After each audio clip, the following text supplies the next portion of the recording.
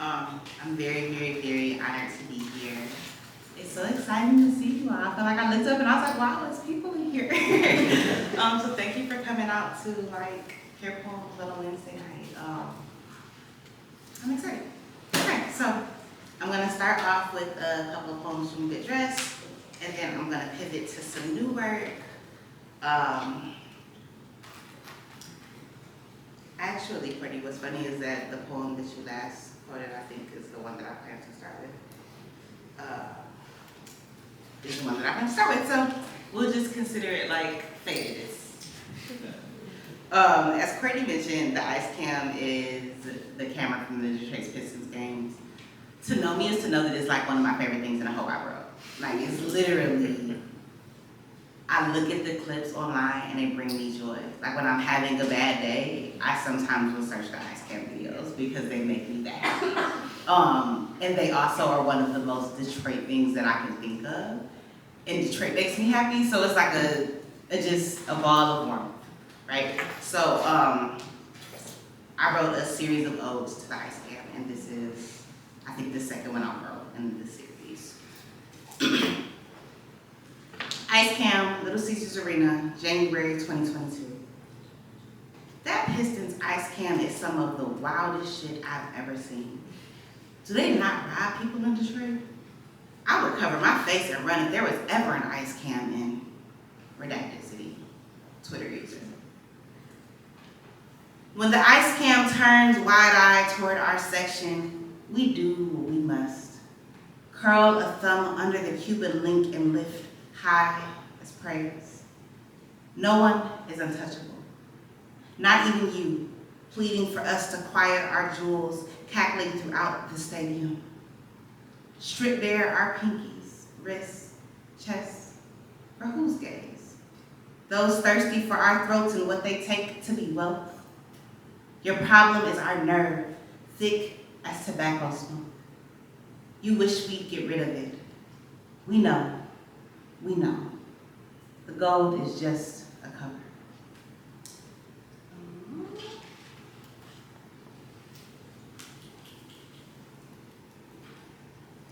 Okay, I should have started with this, but listen. Detroiters are loud people, right? Nothing about us gives quiet. Yeah? You can respond. You can respond to me. Like, you don't have to like the poem. You know what I'm saying? If you don't like the poem, that's fine, right? But if you're like, okay, I liked it and I want to clap, or I want to snap, or I want to say something in response, or, like a concert, or at church, or depends on where you go. You know what I'm saying? You can do things, but it just doesn't have to be this silent, because that scares me a little bit. It makes me a tad bit uncomfortable. If you don't like it, you can move if you want. I don't know how well it's going, but you could if you wanted to. But just make some noise, okay? Like, you can do if you feel so. So I'm 38 now. I was 32, 33 when I found out that my family had owned a market in Detroit, because my family believes in keeping secrets like nobody's business. So I didn't think that was a secret. I thought that was something you would want people to know, but apparently, it was not. And so I did a lot of research into this family market, and learned that the intersection that it sits on doesn't exist in the city at all. The intersection was demolished so that they could build a Chrysler plant, and now the Chrysler plant is non-functional. So it just sits there, so anyone who went to school in those neighborhoods, lived in those neighborhoods, literally lived in a phantom place in Detroit that exists technically, but doesn't technically, right? So I was very curious about that, so that's what the next two poems are about. Self-portrait as Pauling's Market on Lightcast and Burner, circa 1980s. Here, we break bread and sell it.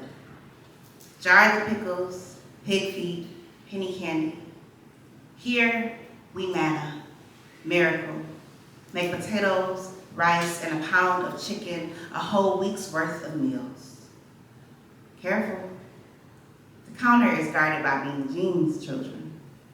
There will be no forgiveness for liars or thieves. Ask anyone about the last man who walked through these aisles sticky-fingered. Pauling blood, every one of them. Honorary, watching the door.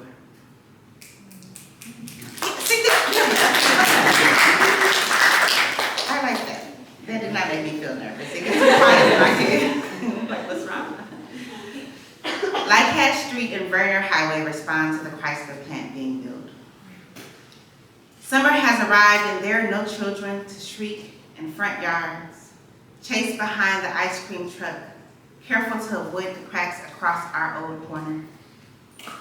Our corner store is gone. Our apartment buildings, gone. The small brick homes lining Lightcast like a picket fence, all gone.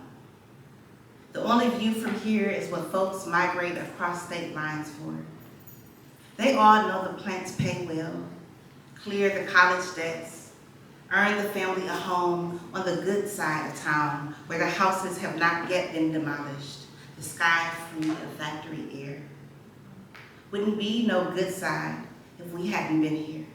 Our land widespread, so ripe y'all paid good money to pull us out by the root. Every Monday, folks swarm their doors like yellow jackets, dressed in their Sunday best, hoping for hiring papers, willing to work machinery until their hands are brick rough, backs hunched over for years post-retirement. There's no movement on the block these days, only the screech of machinery, the grinding of hot metal. Still, no one driving by can say the clerks ain't plentiful, that Chrysler employees don't clock out looking pleased with their honest day's work.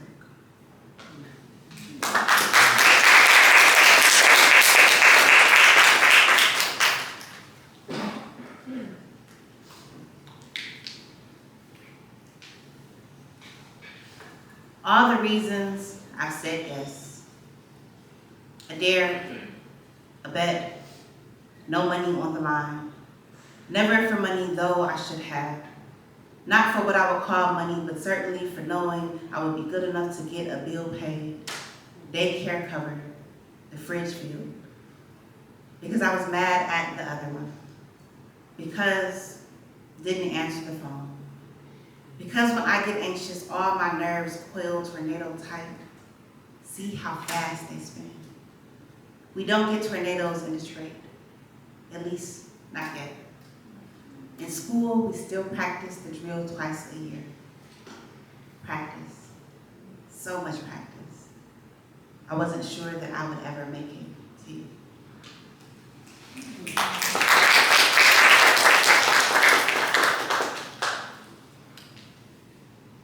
For now, I'm gonna read one more poem from Good Dress and then I'm gonna pivot to some new shit. Let's see. Yeah, okay. Any of y'all got a favorite cousin? The camera can't see you, so you can tell. I have a favorite cousin. The camera can't see me, so I probably shouldn't say that. But I do have a favorite cousin, and this poem is about how me and my favorite cousin used to get in all types of trouble with each other all summer long. And it's called Pauling Blood. Pauling is my family's maiden name. I should know that. Whenever my aunt recounts the tale, she says she should have known. Muttering about Pauling blood, our hard heads, soft behinds. She told me and my cousins to stop running in and out, wasting her good air.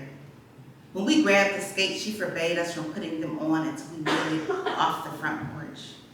Of course, we said okay. Knew to play obedient, hide behind the tiny lie. Of course, we galloped down the inside stairwell, the leather itching a hole in the center of our hands, so greedy we were to slide them on. We know this part of the tale by heart. The skates were on our feet before the screen door slammed behind us. I remember creeping down first, slow as an old watch, holding my breath as my cousin inched toward the sidewalk. So you see, I was watching when her right leg flew from beneath her on the third step. We both knew her arm was broken before her elbow split clean as wishbone, before my aunt heard her scream.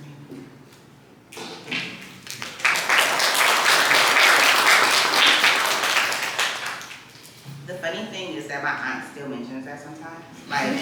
Like when we're getting on her nerves, she'll be like, you two have always been just into it, just always up to something. Look at you. And I'm like, that was a long time ago. Like, you gotta chill. Like, you have to relax. Okay, so I'm gonna read y'all some poems from the new project that I'm working on. It is currently tearing me up on the inside. I was just talking about it with some friends earlier. I'll give you like a brief bit of context just so that as I'm reading poems, they make sense. So initially what I was thinking about was beauty. Beauty and that's it. Beauty and nothing more, nothing less. Maybe the implications thereof, you know, the significance of it, how it informs the lives of Black femmes, so that's what I was thinking about. And then in the middle of me writing a bunch of poems about beauty, my grandmother passed. But before she passed, I became her caregiver. So, which is an interesting work. And that made me think even more about beauty, but now more about beauty in the way it intersects with grief. The way that, like, when I would go visit her, sometimes she'd be like, okay, well, can you comb my hair? Can you give me a pedicure? And my granny is not a girly girl. That's not, I'm the girly girl in this family here, okay? My granny wears oversized everything and a very short haircut and very short nails. And so for her, in those last days, to request things that felt more like adornment was interesting. Or to think about how our like burial practices often censor beauty, even if the person didn't care about beauty. So like, my granny was buried in a white, like nurse's uniform, like with a skirt. I've seen my granny in a skirt twice. And once was at a wedding, and once was at somebody else's funeral, right? So then I started thinking about things like, well, why would we bury her in a skirt? Like, why do we have to do that if she didn't even wear skirts? She don't even like skirts. They put lip gloss on her. Lip gloss, my granny. So those sort of things started making me interrogate like how we use beauty in ceremony, how it shows up in our cultural practices, how we use it to honor people, how we use it to dishonor people, right? Like if we had buried her in jeans, everyone would have swerved down, that was disrespectful, right? So I began thinking about all those things. And then over the summer, this little whammy of a whammy, I think I started thinking about the way the church kind of manipulates our ideas of what's beautiful, namely purity, namely the idea of like what it means to be like this virginal, perfect person, right? And therefore beautiful, and if you're not, then what does it mean that you're not those things? And as a person with like a very fraught relationship to like the church as an institution, I started thinking more about like, okay, how do I unlearn all the things that I was taught about beauty so that I can embrace the things that I find beautiful, like desire or pleasure and all of those things, right? So all of that is swirling around in this new book that's currently dragging me for filth. So I will start with a long one, just about the beauty shop culture. It is not a joke, though I laugh each time I tell the story of my earliest beauty shop days. My 5-year-old scalp smothered in lye, hands small as half-dollar pancakes, learning to pack, not scratch, to holler after the itch, but before the burn. My small body sat like a little lady on a stack of phone books so the beautician could reach my kitchen without straining her back. I learned all I needed to know about becoming a woman in that neat basement.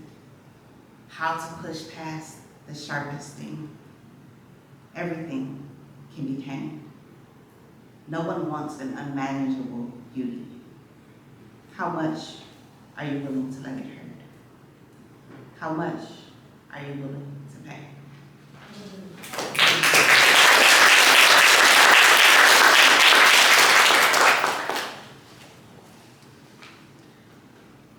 It's almost prom season, and y'all are far away from prom, which I am not because I have a senior who actually is prepping to go to prom. Which of course launched me down a series of like, this is what prom was like for me. I wore this dress that I had to borrow from somebody at church, and it was the dress was cute, the situation was embarrassing.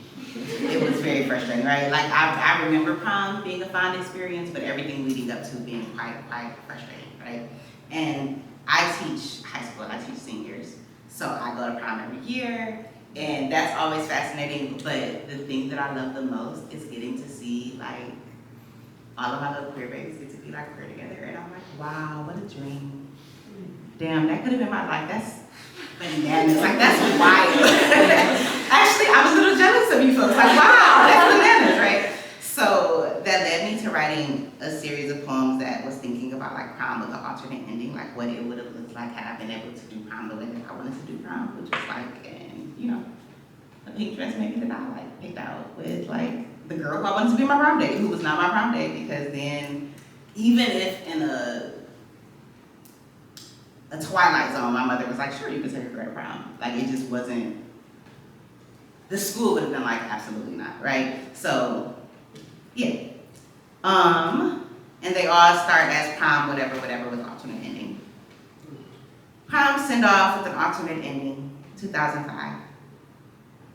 We stepped out of the limo, sharp as a tack, paired off like newlyweds, grown enough for our after prom plans. I admit, I preened in that borrowed pink dress, sparkling like sin, showing off my skin for miles away.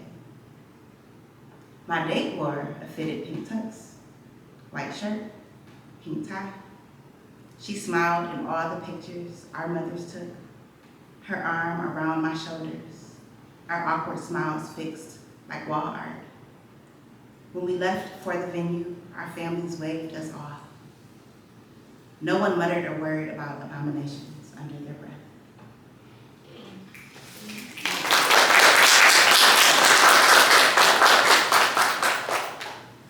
The morning after prom with an alternate ending, 2005. In every version of this tale, I keep my promise to my mother. I am home and dressed in time for Sunday service, though she still scowls at the sun's slight glance as I emerge from the unknown rental car, dressed in last night's gown. This time, when I sit next to her in the back of the sanctuary, so close that I can smell her cologne when I bend my head until it rests in her lap, her watching for white-gloved ushers and our mothers while I sneak just 10 more minutes of sleep. This time, I am not hiding my glance, holding 3 seconds too long, my hand in hers, like no one will walk to our pew and rebuke us.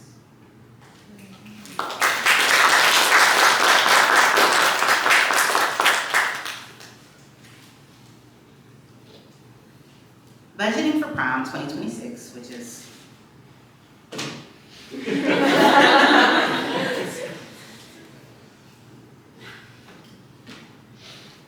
I'm appalled. I'm just gonna say that. I don't know what y'all are doing and how, and it's not y'all, but just as a collective society. I don't know how these people are getting away with this. I don't know how they convince people that prom dresses cost this much. Like my wedding dress didn't cost that. Like neither one of them. Like they didn't cost that much. It's exorbitant. Anywho, budgeting for prom 2026. What else did I expect? My eldest and only daughter ran from being her mother's mirror, spat when strangers named us twins. All the while, wearing my squinting eyes, my half smile, my gym shoes, jeans, high heels, and sandals, even the white ones I wore only once when they still gleamed like porcelain. Some mystery. My wardrobe walks its way to her closet each season. My favorite dresses suddenly absent from their hangers.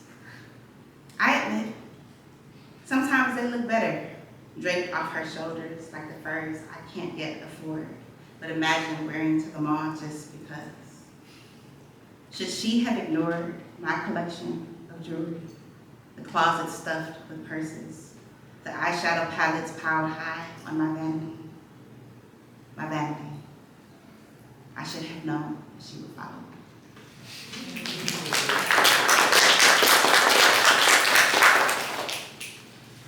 Before I pivot, I'm gonna just say that I don't think that vanity is a bad thing. I have a couple of things that I'm really passionate about that I'm like, if I could get the whole world on board, I will. One is audacity. I think everyone should have it. I think everybody should have a little bit more nerve. You know what I mean? The consequences of those nerves, I don't know what to say about, right? But everyone should be a little bit more audacious. And then vanity, like I think it gets a bad rep. I don't think it's, all that bad. But, okay, so I'll read a few more poems for you, mostly matrilineal,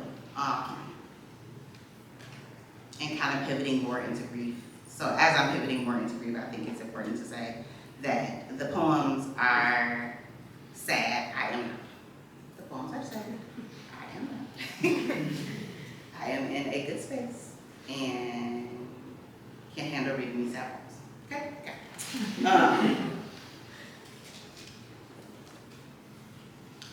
Go back to Ice Cam. Ice Cam, Little Caesars Arena, February 2023. Now that grief lays her hand on my cheek, curves into my chest, lover, child, a ghost bearing the face of my grandmother. Now that we are close enough to greet by first name, I look out at the sea of jewelry and see how a game can be a memorial, how the body becomes an altar. Rows and rows of gold pendants, thick as fists, gripping portraits of beloveds. This grief, heavy, wrapped around our throats. Oh, how it makes us casket sharp. So flashy, the camera can't bear to look away.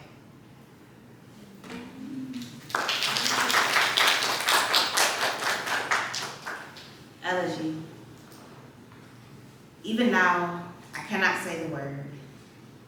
I knew my grandmother was transitioning when she allowed me to lay next to her in the hospital bed, so close the sheet couldn't squeeze in between us. I don't remember what I taught that year. I know none of my students' names. People kept asking what I needed, and there was no socially acceptable answer to give. I needed drugs. For my granny to swallow her meals. More sex, probably. To not be the oldest child. To not be a daughter. I needed more time. I needed my mother to let me splay across her lap like I had scraped my knee. I called her every night to report on her mother. I told her I was hanging in there, that Granny was not well, did not eat much. We did not have long until. But I never said, for me. I need you here for me. And so, she did not come.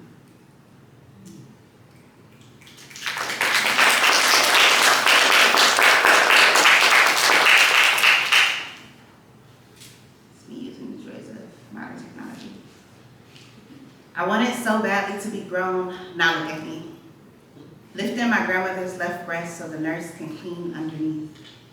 Before she fell ill, I had never seen the whole of her. My mother's mother who was teaching me what it means to be a matriarch. To daughter someone who swears they don't need mothering. Perhaps I understand my own mother better now, wiping my granny's body down, standing so close to what has only belonged to her. I feel guilty for doing what must be done. This too is adulthood. To be so sorry. To continue anyhow.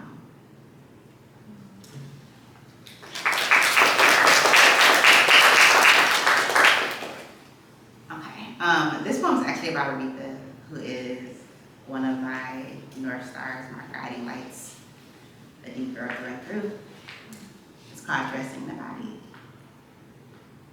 We, Detroit girls, daughters of Motown, knew before we saw the bronze casket that Aretha would be dressed down.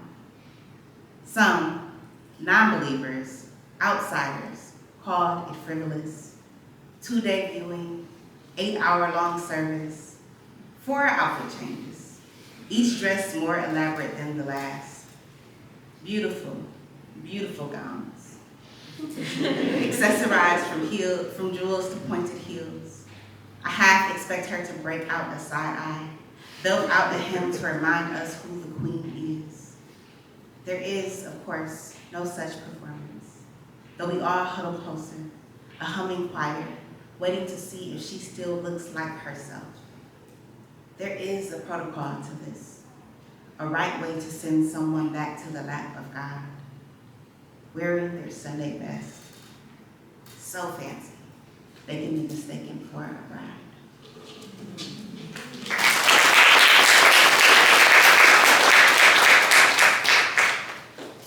Okay, I'm gonna read one more new poem and then I'll close with the last poem in my book, just so I can close on a happy note.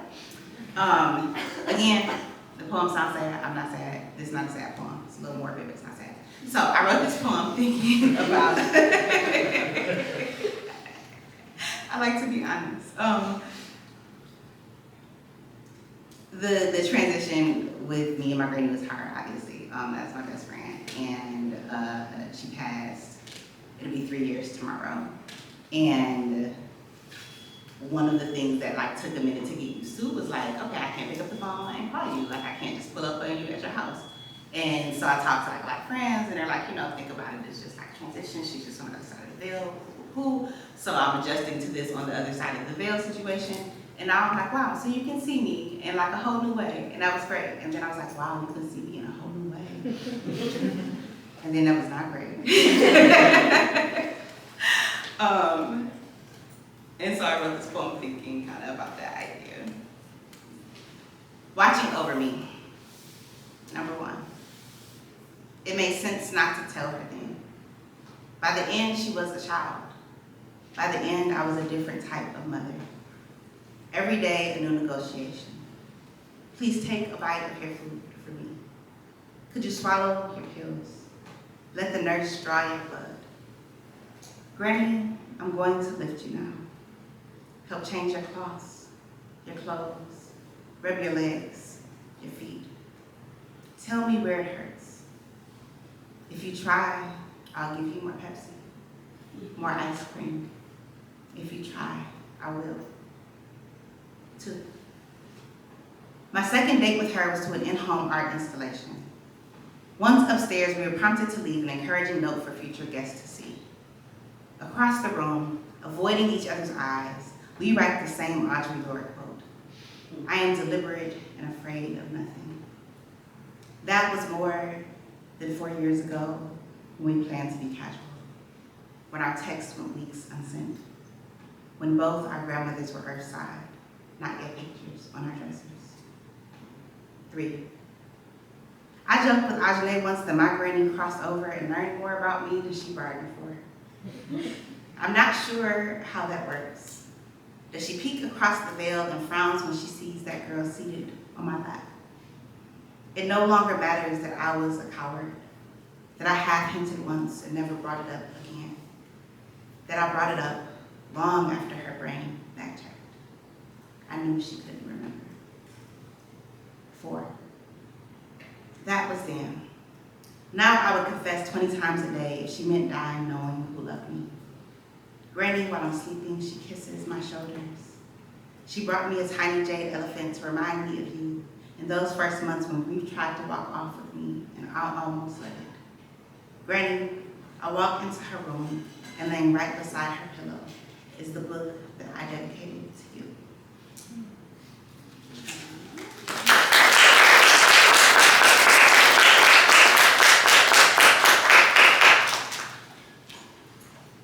Lastly, I'm too pretty for this. After Ross Gay, after Gwendolyn Brooks. A spell I cast when shame opens its lying mouth and calls me out my name. The once lover swung his fist, my front door padlocked, belongings sprawled on the patchy lawn. Check and Go knows me by name, and so does the nail salon. I should be embarrassed by how I preen before beauty's lap. I know what they say of the hiss of vanity, how it holds me back from heaven. I know also how grief folds my voice into its back pocket. Don't think me dramatic. People have died, touch-starved, penniless. I will not settle for anything less than sunflowers. In every room, a vase full of their ornate faces, bone-straight backs. Everything keeping me alive is the most beautiful. Every day's color is yellow. Yeah,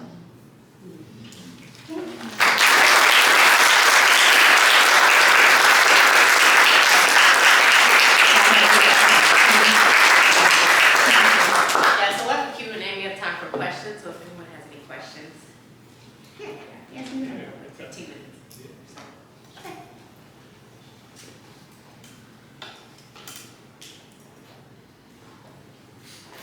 You can ask me anything, I won't get offended. And if I know what to answer, I'll just be like, I don't know about that one. You know, no biggie. I was gonna say I write Good Dress, and I noticed there was poems about flowability. I just wanted to talk about like what was kind of like what's your relationship with her as an artist? I guess I was curious. I love her. Thing to know about me is that male rappers almost don't exist in my mind, like they almost. But Flo Milli became like one of my favorites very, very quickly. I think because of her audacity.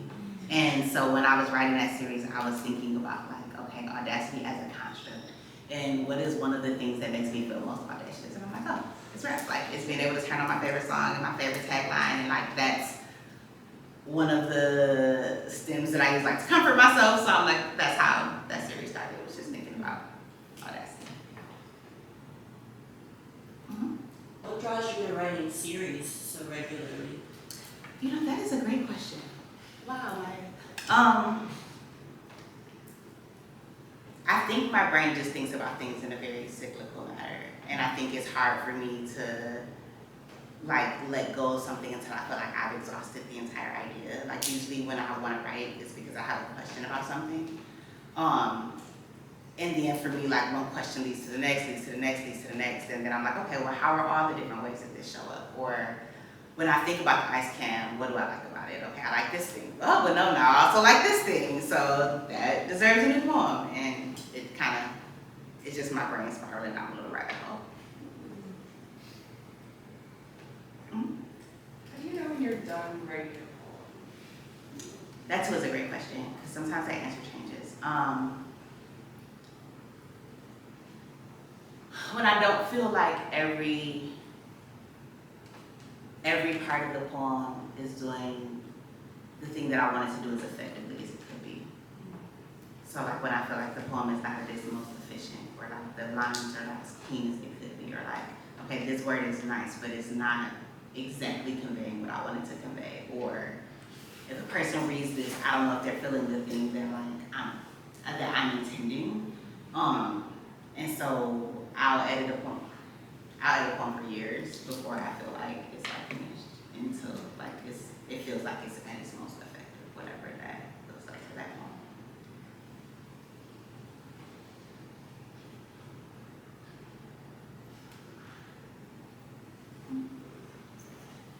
Yeah, what's up first? Sorry. What's something that you think everyone should get into, like an artist, a writer, a movie, I don't know. Oh my God, it's so many. It's a lot of them.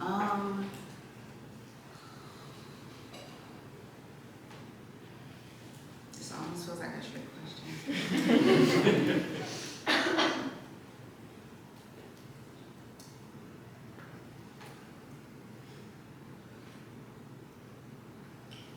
Okay, I'm gonna give a broad whimsy as a concept. I think that people should find whatever makes them feel whimsical and should really lean into that. For me, it's romance novels. You know, everybody doesn't like romance novels. I love them. Knowing that I'm gonna get a happily ever after every single time, like there's nothing better than that for me. Like, I know when I get, like, I don't even be stressed when they start arguing. I'm like, I know you're gonna be fine. I just don't know how yet, and I like finding out the how. And that's my bit of whimsy. So when I'm like most stressed, I'm like, all right, well, new romance it is. Let me whip something open. And I just think whimsy is a great, like, coping tool. Courtney was talking about, and I see in here that a lot of your poems take on different forms, existing forms. And I was wondering if you could talk to us about whether you just get an idea of a form that you want to write a poem in, or like you're working on a poem and it's not working in a looser form, and then you get the idea that maybe it'll work if I put it into a form. Like how how the form kind of comes about and where the form comes in. That's fair. The poem always comes first. The poem comes first. I start writing. A handful of times, like pretty much immediately after I started writing, I was like, oh, this needs to be a form, like the sonnet crown in the middle. I thought that it was one sonnet, and by the time I got to the end of that, I was like, nope, this is a whole crown, I'm approaching this all wrong. And I think that the poem that was like sixth in the crown was the first one that I wrote. And I just realized that the story was out of order, so I was like, okay, I have to write it until I get to the end of the story. But things like the medical forms in the book, they were poems before, and they didn't look quite like the medical forms, but the content was the same, like the language was the same. And I essentially was talking to like my editor about how to translate it, like how to make the idea that I had most legible without having to like write a super long epigraph or like explain the thing that I was trying to do. And so that's kind of the solution that we came. And she was like, well, what if we make it look like a farm? And I was like, oh, that's all you had to say. That's all you had to say. So then I kind of started morphing everything into a farm and being like, okay, well, what would it look like to feel like you really are walking into this doctor's office and they're asking you all these questions. But it wasn't until I was like, this is not, again, something about it wasn't as effective as I needed it to be without that structure. When did you start writing poems? Was there a specific event in your life or situation like that brought you to the world where you needed to start writing? I'm my eldest daughter. And I think it was really just the only time that I had to myself was being able to go to this poetry club. So it's like, okay, y'all in here writing poems, great, then that's what I'm doing, I'm writing poems. And it felt like journaling, and I was like, great, I get to talk about things that I can't, articulate at home. So that worked. Was your, okay. You mentioned earlier that a lot of your work is inspired by the way you think about things and approach the interactions and concepts you encounter in your life. How do you go about translating that interest or that catch into your work and your poetry?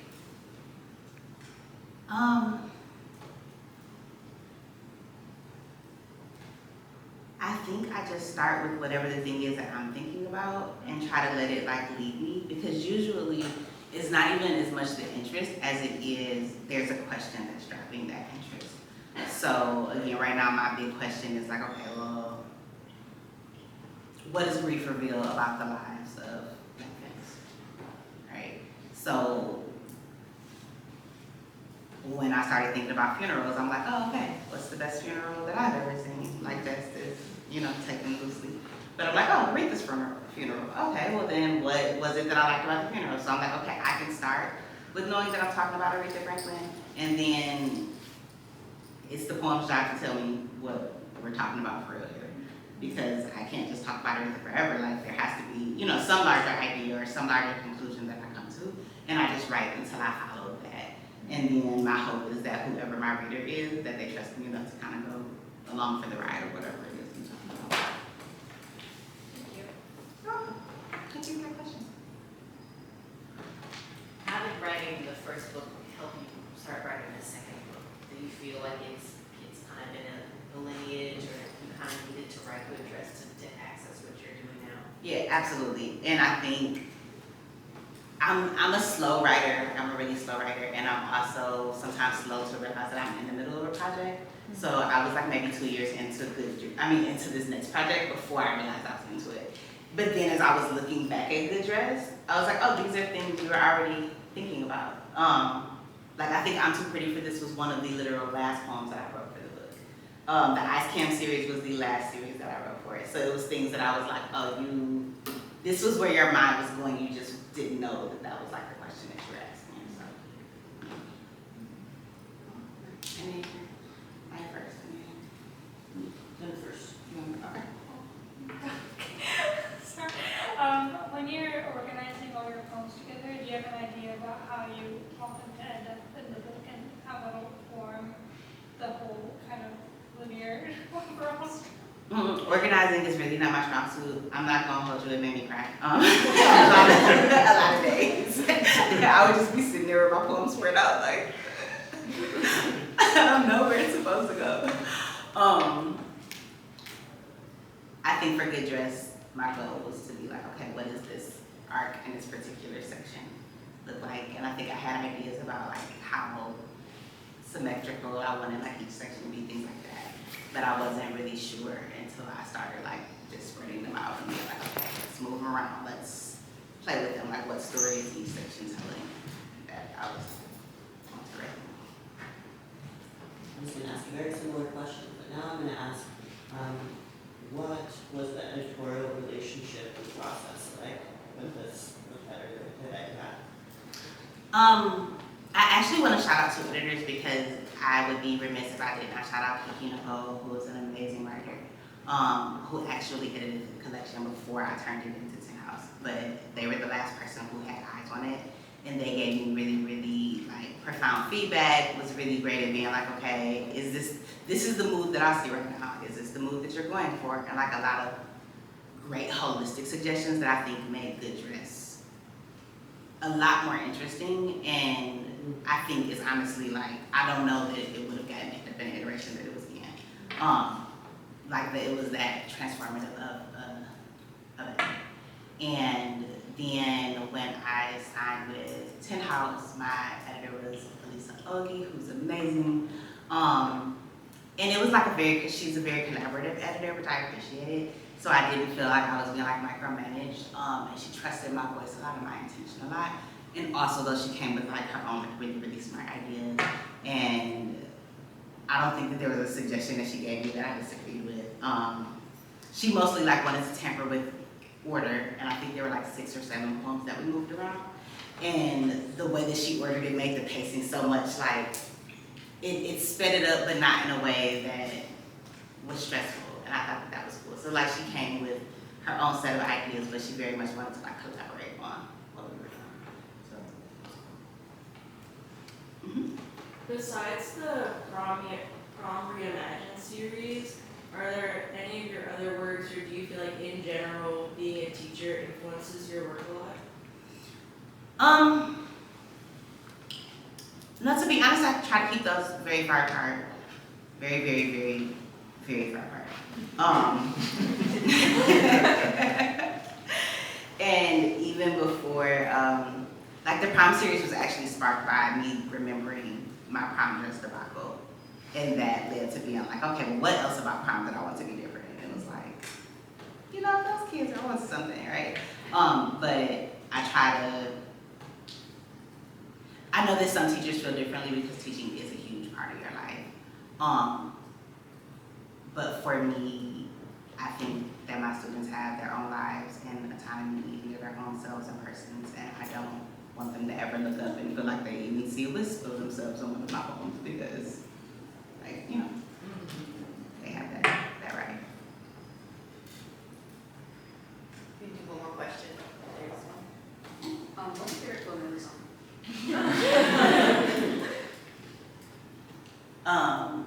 Bedtime. Yeah.